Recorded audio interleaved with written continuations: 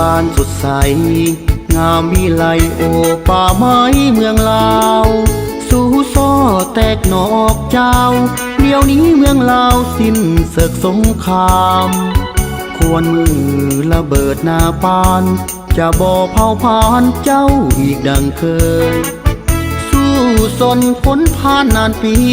จนถึงวันนี้ชีวิตเจ้าสดใสมวนพฤกษามาลาพันไม้มวนพฤกษามาลาพันไม้แอกก้านกิ่งใบประดับเมืองลาวให้สวยงามเจ้าจะเป็นละนาดปีแคนเสพฟ้อนลาวแพนแอนอ่อนฟ้อนลำสมเสยสมเสยใสสนา